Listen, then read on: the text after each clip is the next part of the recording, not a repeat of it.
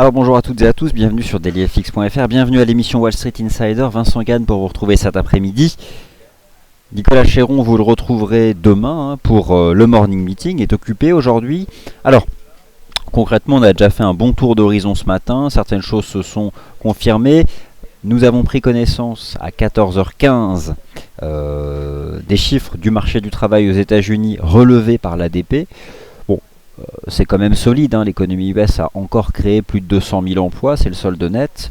Par contre, c'est un peu en dessous du consensus et pourtant, le dollar américain tient bien. Et d'ailleurs, si vous avez suivi la file news en temps réel, eh bien, nous avons peut-être en l'état une divergence haussière cachée sur le dollar US, mais que nous retrouvons essentiellement du côté de l'USD Yen qui a bien réagi sur un support, ou encore ce matin cette opportunité de vendre, rappelez-vous, l'AUD USD sous résistance, purement une stratégie d'analyse technique. Quant à l'euro-dollar, il revient au contact d'un niveau de support décisif. Nous allons voir si ce support peut être utile pour une vue de marché positive ou si finalement la moyenne mobile à 20 jours a d'ores et déjà clôturé le rebond technique. Et le GBP USD qui arrive au contact d'une seuil décisive. La livre sterling est recherchée depuis ce matin. Demain, décision de politique monétaire de la Banque d'Angleterre. Et si finalement il s'agissait d'un non-événement monétaire, cela permettrait d'accorder du crédit à ce que dit là l'analyse technique. Alors, vous avez sous les yeux l'avertissement légal. Vous avez pu le lire et je vous rappelle que cette présentation et tout ce qui est dit ici, elle est à titre purement indicatif. Ne perdons pas de temps, sous vos yeux, les graphiques intraday H4, le son et l'image fonctionnent normalement. Alors, c'est parti, on commence par justement ce fameux dollar US. Alors, il tient toujours une ligne de tendance haussière qui est en place ici depuis le 29 octobre 2014, c'est assez propre. Adrian mettait en avant le fait qu'il y avait potentiellement une divergence haussière cachée. Pourquoi? Parce que l'indicateur fait ici un nouveau bottom, les prix ne le font pas, le support à 11 746 qui est un support horizontal tient, et nous avons ici à 11 750 cette fameuse ligne de tendance haussière. Alors, au final, aujourd'hui, le dollar US est plutôt résilient. Et finalement est dans un range cette semaine, sous les sommets de 2009. Et finalement, vous devez avoir en tête comment est calculé cet indice AUD USD, USD Yen, GBP USD, Euro-Dollar. Ok. On va commencer par l'AUD USD, c'était probablement la stratégie du jour sur les paires majeures. Analyse technique, on casse un support, il devient résistance pullback. On casse un support, il devient résistance pullback. Et nous avions donc ce matin à nouveau cette possibilité de mettre en place une stratégie baissière sous la résistance à 0,7851, l'AUD USD reste un candidat pour des stratégies justement de vente, essentiellement parce que USD reste globalement résilient et par contre AUD, qui est la devise principale ici, est faible. L'euro-dollar. L'euro-dollar hier a donné un signal d'achat sur lesquels je suis revenu ce matin, avec un objectif de cours, plusieurs objectifs de cours, dont un a été atteint avec la moyenne mobile à 20 jours. Le rebond technique est-il terminé? Difficile à dire. J'aurais tendance à penser que un retour sur support peut permettre de croire encore en une jambe de hausse possible. Alors c'est compliqué et personne n'a la réponse, mais je pense que il existe une zone support entre 1,1380 et 1,1419. Alors je vais la noter ici. 1,1380 $, 1,1419 $.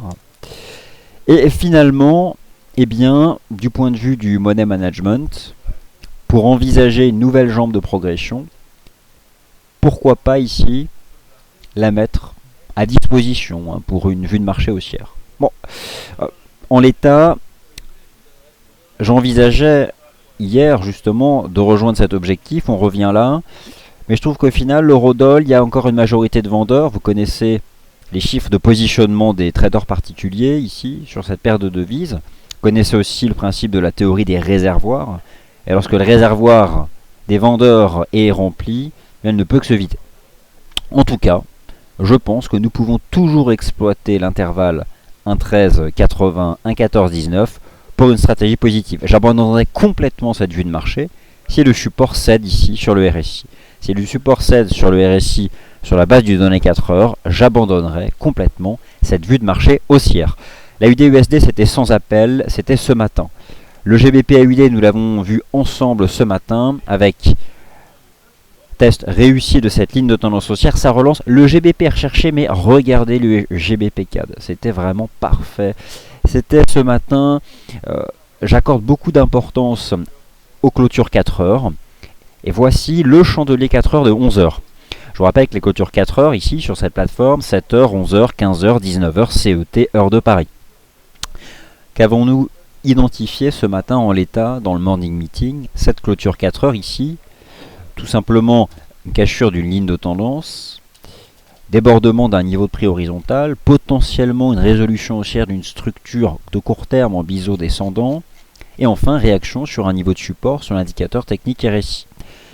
Ça repart, le pétrole lui recule après avoir atteint les objectifs de cours, notamment les 58 $ sur les cours du Brent. Voilà, c'est un rebond technique qui est d'amplitude de plus de 10% depuis la semaine dernière. La UD-USD reste donc un bon candidat à la vente, mais le timing c'était ce matin. Alors je dois admettre que sur le NZD-USD, le niveau horizontal parfait pour une stratégie de vente, c'était davantage les 0,7494. La paire de devises ne s'en est pas approchée, en l'état c'était compliqué. Par contre voilà, je conserve dans tous les cas une anticipation négative de fond, vous le savez, depuis la cassure ici des 0,76. Et le GBP-USD, voilà finalement la paire majeure aujourd'hui qui développe, je dirais, le plus de volatilité réalisée. Je vous rappelle que vous devez distinguer, et peut-être que pour la plupart d'entre vous c'est le cas, la volatilité réalisée des mesures de volatilité implicite. Alors, que se passe-t-il sur le GBP-USD? Tout d'abord, nous avons encore cette semaine une décision de politique monétaire qui est attendue. Je vous rappelle que cette ligne de tendance baissière ici, qui peut vous sembler tracer un peu n'importe comment, en réalité ne l'est pas. Elle rejoint tous les tops de marché les plus saillants ici depuis juillet 2014. Juillet 2014, c'est cette période où la Banque d'Angleterre a piégé le marché. Rappelez-vous, à ce moment-là, McCartney, gouverneur de la Banque d'Angleterre, avait déclaré dans un communiqué de presse que le marché se trompait et qu'une première hausse de taux serait beaucoup plus imminente que prévu. Et en réalité, c'est tout le contraire qui s'est passé. À mesure que les communiqués de presse ont suivi les mois suivants, la Banque d'Angleterre a vraiment, je dirais, nuancé ce discours. Et nous savons que lors de la dernière réunion de politique monétaire, seuls 2 membres sur 9 étaient en faveur d'une hausse des taux d'intérêt. Étant donné que le consensus, vous l'avez vu en ce qui concerne la Fed, s'est reporté pour une première hausse de taux au dernier trimestre 2015, on peut envisager la même chose du côté du GBP. Sauf que le GBP a fortement reculé face au dollar US depuis le printemps dernier. Va-t-il démarrer un rebond technique après avoir approché cette zone support majeure ici? Ce que vous devez bien réaliser, c'est que les 1,50 sont vraiment le support, mais on avait fait à l'époque 2 excès baissiers à 1,48. Alors, c'est difficile de donner cette réponse. Pour le moment, ce que je constate, c'est qu'on a eu un signal de trading positif de court terme sur le GBP-USD, c'était, je dirais, hier. Il y en a eu un ce matin. Les cours sont sortis par le haut ici de ce canal, sauf que voilà, le marché va rencontrer des seuils qui sont décisifs. Alors d'une part, ce niveau des 1,5266 $, c'est une résistance horizontale sur le GBP-USD. D'autre part, un trou de cotation baissier avait été ouvert dans la nuit du 4 au 5 janvier à 1,5320 $. Et enfin, une moyenne mobile qui me semble ici intéressante à suivre, la moyenne mobile à 200 fois période sur l'horizon de temps 4 heures. Alors, le GBP-USD a le vent en poupe, mais il arrive au contact de résistance. Cependant, il a le vent en poupe. J'aurais plutôt tendance à dire que c'est un seuil très important et qu'il faut bien sûr attendre de voir ce que va demain communiquer la Banque d'Angleterre pour envisager la suite des événements. Car si le GBP-USD était en mesure de briser à la hausse cette ligne de tendance, ce serait clairement pour rebondir en direction, tout simplement retracer une grosse partie de ce mouvement-là. Et ça vaut le coup d'attendre parce qu'ensuite on pourra se positionner sur pullback.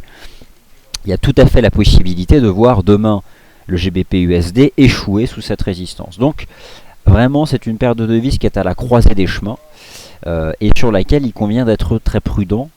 Voilà, maintenant sur le très court terme, il y a un support maintenant, il y a un support de court terme qui passe, disons ici, sur les 1,5175. Finalement, voilà, hein, c'est cette ligne de tendance H4. Les cours en sortent par le haut, mais rencontrent assez vite cette résistance. Donc, c'est pas évident, mais en tout cas, voilà, il se passe des choses sur le GBP. Après, on voit qu'il y a une forme d'incertitude sur le GBP USD parce que les prix vont attaquer un seuil très important. Mais sur le GBP, il y avait le GBP CAD qui était limpide, le GBP AUD qui l'était autant. Et puis hier, le GBP Yen, où là clairement c'est un objectif atteint. J'avais mis hier en évidence le fait que les cours avaient tout d'abord proposé ici une divergence haussière standard de momentum, venant neutraliser la cassure de ce niveau. Donc c'est un piège baissier. L'analyse en chandelier japonais mettait en avant une structure en avalement haussier, donc confirmant le piège, la fausse cassure. Divergence haussière active, accélération haussière, la target, cette ligne de tendance haussière, donc baissière. Donc objectif atteint, prise de bénéfice, et il n'y a plus rien à y faire. Vous comprenez que le GBP teste des zones très importantes, car le GBP Yen, s'il devait sortir par le haut de cette structure triangulaire, ce serait clairement pour accélérer en direction des 182. Donc ça c'est véritablement à suivre. Je dirais que GBP Yen et GBP USD testent maintenant des seuils décisifs. J'y vois plus clair sur le GBP CAD et le GBP AUD qui eux semblent plutôt relancer dans le sens de la tendance sans rencontrer ici de forts obstacles. Quant au GBP NZD, il a effectué un pullback sur ce niveau des 2,0350. Vous aviez ici cette ancienne ligne de tendance haussière, baissière, on en est sorti par le haut, on a fait un pullback. Il y a toujours cette possibilité clairement de voir le GBP NZD chercher à tester les 2,10. Et si demain, avec la Banque d'Angleterre, le marché devait enregistrer une cassure haussière des 2,10, ce serait vraiment un signal de trading bullish. Donc, le GBP Yen, le GBP NZD, le GBP USD testent des seuils majeurs. Et ça va se jouer demain. Hein, voilà, ça se jouera demain. Soit le rejet est violent et les tendances se poursuivront, soit nous avons des signaux de trading bullish, et à ce moment-là, il y aura de belles perspectives devant nous, et à ce moment-là, il sera temps de chercher à se positionner dans le cas d'un pullback sur support. Faut-il utiliser le premier support de l'euro-dollar pour une stratégie positive, à savoir les 1,1419 ? Ça peut paraître tentant. À quoi correspond en fait ce niveau des 1,1419 sur l'euro-dollar ? C'est ce point-là. Voilà. Donc c'est ce niveau horizontal. J'aurais tendance, moi, à vouloir précisément un test de cette ligne de tendance sur l'indicateur technique RSI. Donc il y a une petite marge encore ici. Hein. Vous constatez ici sur l'euro-dollar en données 4 heures. Et donc nous avons tout à l'heure des chiffres aux États-Unis, hein, des statistiques. Donc l'indice ISM, l'indice PMI dans le secteur des services. Ce sont des chiffres qui vont tomber à 16 heures. L'indice ISM non manufacturier. Donc l'indice de confiance des directeurs d'achat dans le secteur des services selon l'ISM, ça tombe à 16 heures. Donc ça va influencer la partie USD.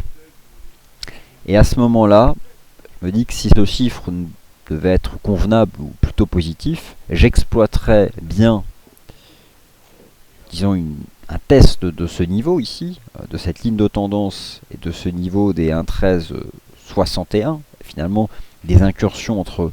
Parce qu'on a aussi un cours de clôture ici à 1,1380, donc je dirais des incursions dans cette zone 1,1360, 1,1380 pour envisager une vue plutôt positive avec une exposition réduite vu la tendance de fond et surtout un bon money management. Mais là, le money management n'est pas trop compliqué. Le stop de protection se place tout simplement, je dirais, sous les 1,1315. Car réintégrer cette ancienne ligne de tendance, ce serait tout simplement rejeter définitivement sous cette moyenne mobile à 20 jours. Voilà, bon, ça c'est plus ou moins le topo que je pouvais vous proposer sur l'euro-dollar. Donc on est en stand-by et il y a quelque chose à surveiller tout à l'heure à 16h. Le GBP USD, vous avez bien compris ce que l'on teste. Et en l'état, il y a un nouveau support ici, je dirais même à 1,52 finalement. Donc peut-on... Vous regardez ici, c'est cours de clôture. Je vais vous mettre les cours de clôture en données 4 heures, voilà. Voilà ce qu'a aujourd'hui donné comme signal le GBP USD sur la base d'une clôture H4. Donc, on a en l'état ce nouveau support à 1,52, hein, je vais le faire figurer. Et d'une certaine façon, c'est vrai qu'au-dessus des 1,52, on peut commencer à croire que le GBP USD pourrait tenter de casser des résistances. Mais rien n'est fait. Rien n'est acquis. En tout cas, 1,52 pour petite vue de marché haussière, pourquoi pas. Mais méfiance vu les résistances de long terme qui sont au-dessus de nos têtes. L'USD Yen. L'USD Yen, c'est comme d'habitude, il y a une zone support entre 117 et 117,17. Nous sommes dans un vaste range. Et à l'intérieur de ce vaste range, le marché construit aussi un range. Bon, ça reste globalement neutre, mais on a toujours entre 117 et 117,17 une zone d'intérêt ici à l'achat sur l'USD Yen qui est quand même globalement résilient, je trouve. Alors, voilà, ça c'est ce que je pouvais vous dire sur ces paires majeures. Maintenant, l'once d'or. Ah oui, je voulais aussi vous parler de l'USD CNH. Là, on teste une ligne de tendance. Bon. Pour le moment, elle réagit bien. Pourquoi pas tenir ce support des 6,24,58. Bon, les indices boursiers, il se passe rien aujourd'hui. J'ai vraiment essayé de faire un plan de chartiste intraday. Regardez, on est complètement comprimé. On retrouve ici donc la résistance des 4700 points. On a probablement encore un écart. L'écart relatif, c'est quoi? Vous avez ici la moyenne mobile à 20 jours. Vous êtes sur un graphique en données 4 heures, mais c'est la moyenne mobile à 20 jours. On a un écart encore au cours qui me semble assez important. Et donc d'ici là, les cours peuvent dériver à plat. Regardez dans quoi est-ce que nous sommes comprimés. Nous avons ici sur le CAC 40 la ligne de tendance haussière en place depuis le 15 janvier, le début de cette phase ascendante, jour d'ailleurs de volatilité de la Banque nationale suisse. On fait une phase latérale. Hier, on est sorti par le haut de cette espèce de petit range. Il y avait une ligne de tendance ici. Et maintenant, on est comprimé entre 4700 points. Cette ancienne oblique ici, qui soutient les cours. Et la ligne de tendance ici aussi, sur le CAC. Et on est enfermé là-dedans. Qu'est-ce que vous voulez faire là-dessus? Alors, je comprends. Il y a en effet 4650 points. C'est un niveau. Mais 4650 points, c'est un niveau sacrément intermédiaire. Je peux comprendre qu'on ait envie de l'utiliser pour une stratégie haussière, sachant que là, le stop, c'est 20 points, quoi. C'est 4630, parce que si on brise cette ligne, je pense qu'on va vraiment revenir chercher la MM 20 jours. J'ai plutôt tendance à envisager laisser la moyenne mobile à 20 jours arriver au contact des cours. Et d'ailleurs, lorsque j'étudie le DAX, c'est la même chose, regardez. Vous avez ici cette ligne de tendance haussière en place depuis le 15 janvier. Je vous rappelle que le DAX a atteint mon objectif qui était une extension de Fibonacci majeure. Donc, regardez ici l'extension de Fibonacci, jambe de hausse, point bas de la conso, 3 extensions, 10 293, 10 548 et 10 959. 10 959, c'est une extension de Fibo importante parce que c'est une fois cette jambe de hausse au point bas de la conso. Donc, voilà l'objectif atteint. Nous avons dans l'esprit des débuts de contradiction négative de momentum. Nous avons des cours comme le CAC 40 comprimés parce qu'on a encore cette ligne de tendance haussière qui tient. Voilà la fameuse moyenne mobile à 20 jours. Et vous avez bien ici sur ce graphique en données 4 heures la moyenne mobile à 20 jours. Et donc, ce matin, quelqu'un évoquait un support à 4650 sur le CAC. Je vois ici 10 800 sur le DAX, mais vous comprenez que la nature trop intermédiaire de ces niveaux fait que forcément, il y a un risque de cassure en fait, ou de dérive latérale jusqu'à ce que la MM20 arrive au contact des cours. Bon, voilà, c'est plus ou moins en l'état la vue de marché que moi je peux vous livrer sur ces actifs. Non, moi réellement la question que je me pose c'est l'eurodoll. Et franchement on peut en partager, je vais lire vos commentaires. D'après vous, est-ce que la MM 20 jours met un terme au rebond technique? Ou est-ce qu'on peut exploiter un test des 1,13 ici, 1,1360, 1,1380 pour une stratégie positive? Ça c'est la question que je me pose et j'ai envie de vous dire qu'à un moment ou d'autre tout n'est question de probabilité. Et qu'envisager sur l'euro-dollar une stratégie positive entre 1,1360 et 1,1380, pourquoi pas? Mais c'est stop sous 1,1330 et petite position. Mais vraiment stop sous 1,1330. Parce que si ça casse et qu'on réintègre, c'est terminé. La reprise technique est terminée. Et en l'état, on a fait des objectifs d'extension ici. Donc c'est tout à fait envisageable. Alors, il est 15h37. On constate que justement, il commence à y avoir de la vol sur le marché. Vous avez ici le dollar US avec en l'état une divergence haussière cachée. Attention, divergence haussière cachée. La meilleure des stratégies, c'était la vente euro-dollar. Attention, GBP-USD rejette donc pour le moment sous cette oblique de résistance. La UD-USD, c'est sans appel. Et donc l'euro-dollar, la question donc qui se pose, et USD4 qui donc tient pour le moment ce premier support. Alors je vais lire vos commentaires pour voir ce que vous pensez justement de l'euro-dollar. Le rebond est-il terminé ou doit-on exploiter cette zone? Telle est la question. Et j'aurais tendance à croire que tant qu'on tient cette oblique sur le RSI en données 4 heures, pourquoi pas?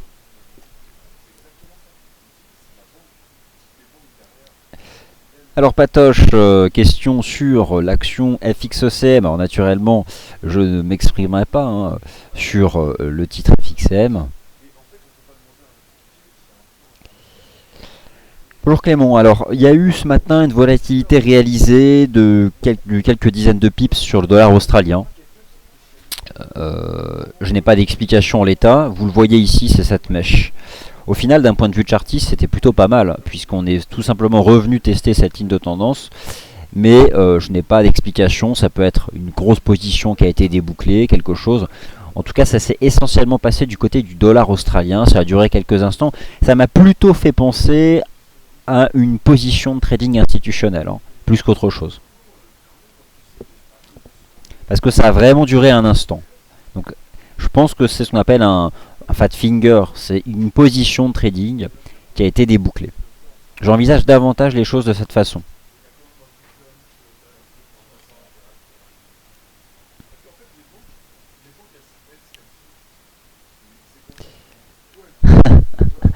Iceman, ok.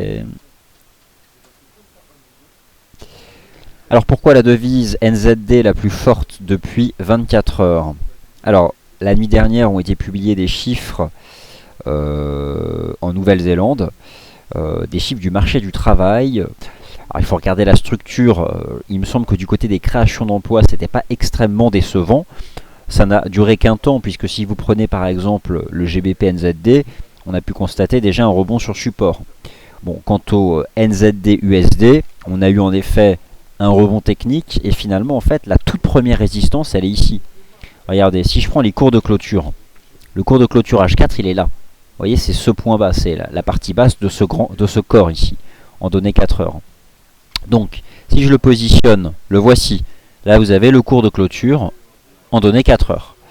Et donc, le NZD USD, c'est vrai que sur la UD USD, c'était plus propre, mais finalement, le NZD USD échoue ici sur la toute première résistance. Alors, je suis en données 6 heures. Je me demande bien ce que je fabrique en données 6 heures, autant pour moi. Donc ça change légèrement les choses d'ailleurs, mais bon, au final, voici donc la résistance en données 4 heures. Et pour le moment, nous avons donc un rejet sous ce niveau. Mais en l'état, il n'y avait pas, moi c'était, pour être parfaitement honnête, c'était ce niveau-là que j'attendais. On voit que finalement ça a bloqué. Après, chacun ses choix de chart intraday.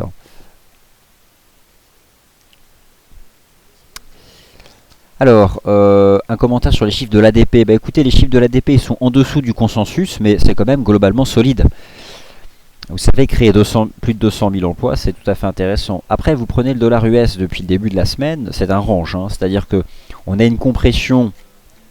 Regardez, on a cette ligne de tendance haussière en place depuis le début du mois d'octobre.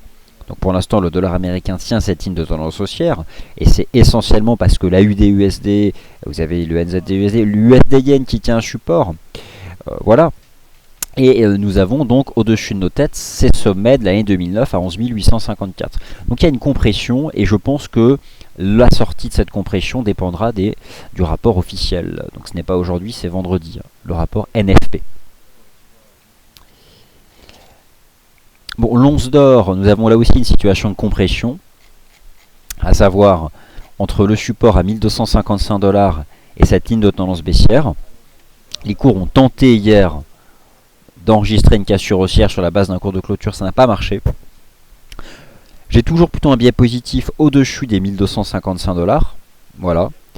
Ce qui est certain, c'est que je pense qu'une cassure H4 de cette ligne de tendance serait un signal précurseur d'une cassure haussière de la résistance à 1307 $.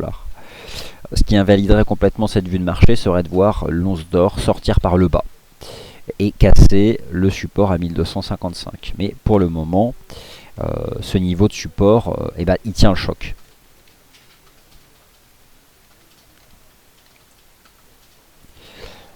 Alors l'euro GBP, c'était aussi une stratégie ce matin, vraiment on l'a vu ensemble celle-ci. Je pense qu'il y avait deux stratégies ce matin, l'euro GBP et l'AUD-USD. L'euro GBP qui a effectué un pullback, regardez sous quoi, c'est juste vraiment déjà une résistance horizontale à 0,7595 et surtout les cours étaient sortis par le bas d'un canal baissier. Alors sortir par le bas d'un canal baissier, c'est vraiment un signal de baisse. Et en fait on a fait un pullback à 0,7595 et d'autre part vous avez eu ce matin une cassure baissière précurseur sur le RSI H4. Donc l'euro GBP on traduit tout simplement le meilleur comportement relatif, là vous le constatez, du GBP USD par rapport à l'euro USD, mais voilà, nous avons ce rejet sous 0,7595 et voilà, je pense que là on est reparti pour aller chercher les 0,7434. Mais bon, là c'est davantage un suivi de positions que vous avez peut-être ouvert ce matin. Bon, et quant à l'eurodoll, bien écoutez, la réponse je ne l'ai pas. Tout ce que je sais c'est qu'on sera très vite fixé. Voilà, l'eurodoll il va se retrouver vraiment dans cette compression. La ligne de tendance ici sur le RSI. Si celle-là elle cède, c'est terminé.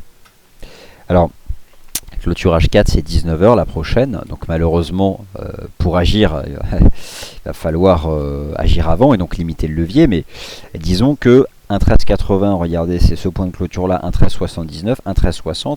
Quel est l'ultime rempart du rebond technique? C'est cette zone là, 1,1360, 1,1380 $. Ça tient, c'est bien, ça ne tient pas, c'est terminé. Et MM20 jours aura réengagé la tendance baissière de fond. Et ce qui est un peu dommage, c'est que le dollar US n'est cette fois-ci plus sous résistance. Dollar US n'étant pas sous résistance, et on comprend que les situations là sont un peu compliquées quand même.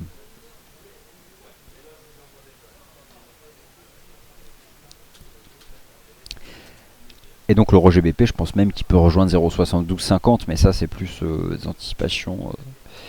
Alors, peut-on vendre les marchés actions? Alors moi, les marchés actions US, j'ai toujours considéré qu'ils étaient dans des phases de transition latérale après avoir inscrit ici une jambe de hausse, phase de range avant des nouveaux plus hauts.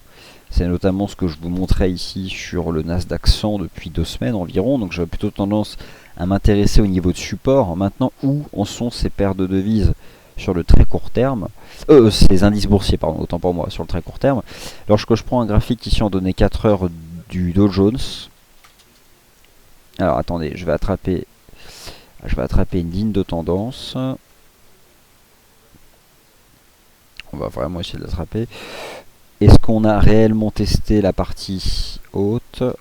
Bon, on est plutôt dans des ranges.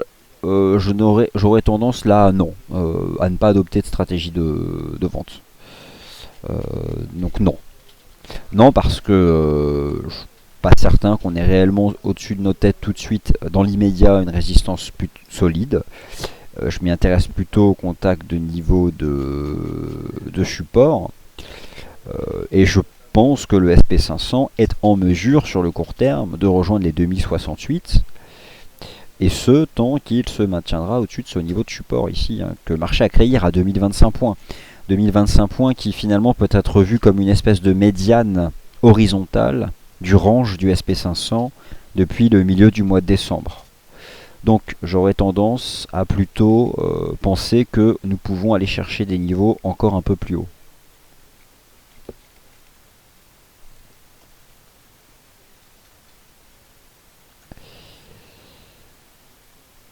Alors, visiteuse, une question sur le CAC 40. La moyenne mobile à 20 jours, à combien? En fait, la moyenne mobile à 20 jours, elle est recalculée chaque jour. C'est le principe, c'est glissant. Donc, plus le temps passe, regardez sa pente, elle devient de plus en plus forte. Donc, dans combien de temps elle va arriver au contact des cours? Aucune idée, parce que les cours peuvent aller à son contact, où les cours peuvent rester plats et la moyenne mobile monter. Enfin, là, je ne peux pas vous dire concrètement dans combien de temps les cours vont tester la moyenne mobile à 20 jours. Mais il faut surveiller. Je pense que le premier test aura plutôt une réaction fructueuse. Donc l'euro GBP, on l'a évoqué ce matin et je viens de l'évoquer à nouveau. Alors, oui, en effet, tout à fait possible à terme sur l'euro dollar, Philippe. Alors, un point sur le MIB. Alors, c'est vrai que le MIB, c'est un indice boursier que je suis depuis la cassure haussière du 21 janvier. Il y avait une ligne de tendance baissière ici depuis le printemps 2014. Et en fait, le MIB a donné un signal le 21 janvier. On a accéléré, on a fait un range. On est sorti hier par le haut d'un range. Le MIB est plutôt fort. Il l'a été d'ailleurs au mois de janvier. Maintenant, sur le très court terme, c'est comme les autres indices boursiers. Je pense qu'on fait des ranges. Vous y avez quand même ici la moyenne mobile à 20 jours. Il y a un écart assez important. On a un premier support ici à 20 750. C'est un niveau de support intermédiaire. Peut-on l'utiliser pour une stratégie positive? Pourquoi pas? Ça tient plus ou moins bien. Pourquoi pas? C'est ce cours de clôture là. Alors attendez, je vais afficher précisément les cours de clôture. Voilà, c'est ce niveau là, donc 20 735. Et en fait, en cours de clôture, on est sorti par le haut, voilà, de cette petite compression. Donc même un pullback un peu profond, ce serait revenir. Voilà. Non, mais je pense que les 20 700, 20 735 peuvent être exploités pour une stratégie positive. Et puis derrière, avec cette attente que la moyenne mobile à 20 jours puisse donner une nouvelle impulsion en cours. Donc pourquoi pas? Pourquoi pas cette stratégie? Donc le SP500, le Dow Jones, je vous ai donné mon point de vue. Y a-t-il une date pour l'arrivée des actions chez FXM? J'ai pas une date précise, mais ce sera au premier trimestre 2015, donc janvier, février, mars. Ça vous donne un ordre d'idée.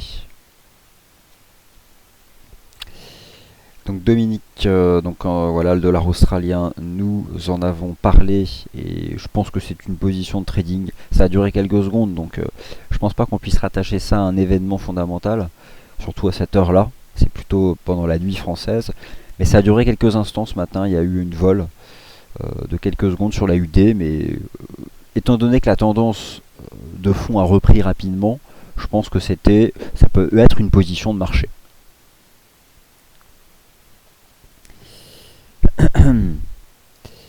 Alors,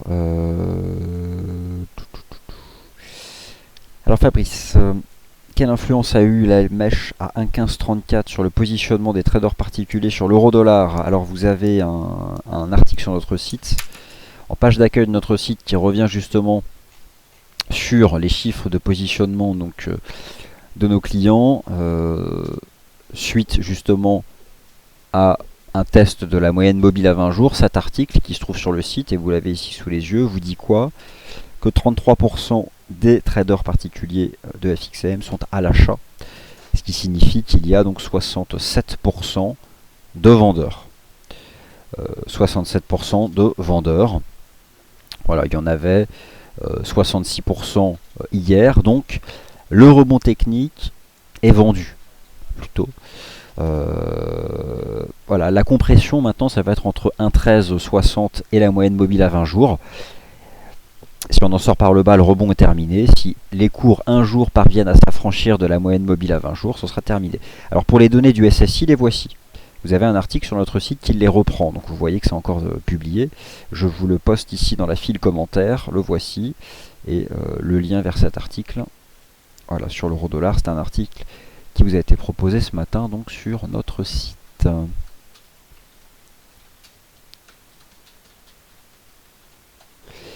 Le SSI est-il vraiment pertinent? Oui, il faut plus en fait s'en servir du point de vue de la tendance de fond. En fait, c'est pas le SSI qui va vous donner un timing ou un niveau de prix, quoi. C'est plus pour comprendre ce qui se passe derrière un mouvement. Alors, quels sont les seuils sur lesquels le WTI pourrait s'appuyer pour relancer? Alors, sur les pétroles, c'est simple, moyenne mobile à 20 jours. Voilà, moyenne mobile à 20 jours. On est resté en dessous pendant plusieurs mois. On les a franchis à la hausse. Et je pense que voilà, on les a franchis. On peut envisager à un moment ou un autre un pullback. Et c'est à ce moment-là, sur ces niveaux-là, que les cours pourraient à nouveau réagir favorablement. Là, il y a un écart quand même qui est assez important. Si vous prenez le Brent, elle est ici, la MM20. Et vous constatez que c'est vraiment la toute première cassure H4 de cet indicateur de tendance qui a couvert les cours comme un couvercle depuis le printemps dernier. On a eu cette accélération. On a atteint 58,50$. C'était une résistance. Maintenant, voilà, les cours peuvent se dégonfler en attendant que l'indicateur arrive. Donc voilà, pour vous répondre, je mettrai en avant cet indicateur de tendance. Et donc pour l'euro-dollar, on sera fixé de toute façon aujourd'hui. Moi, j'ai pas la réponse. Tout ce que je sais, c'est que la moyenne mobile à 20 jours est résistance et que les 1,1360, 1,1380 sont un niveau de résistance. Et que la sortie de ce range sera décisive. Alors pour certains, vous avez peut-être eu des positions vendeuses au contact de la moyenne mobile à 20 jours. Je pense que vous avez plutôt ici un objectif de cours. Maintenant, l'euro-dollar va revenir tester ce niveau de prix, qui a été un seuil d'accélération hier. Est-ce qu'à nouveau des acheteurs vont se présenter? C'est possible. C'est possible. Dans tous les cas, tout n'est question que money management. Et si c'était le cas, et si vous étiez tenté par exemple par une exposition haussière au contact de ce niveau de support, il faut de toute façon positionner un stop que je verrai positionner sous les 1,1315, 1,1320$. Voilà, donc je pense avoir répondu à l'essentiel de vos questions. Donc merci d'avoir été attentif à cette émission Wall Street Insider. Vous avez à 18h ici même un point de marché sur les corrélations sur le marché des changes. Donc ça, c'est quelque chose qui est susceptible de vous intéresser. Et en ce qui me concerne, je vous retrouve donc demain après-midi pour l'émission Wall Street Insider. Et vous retrouverez donc, si tout va bien, Nicolas Chéron demain matin pour le morning meeting de 11h. Merci beaucoup.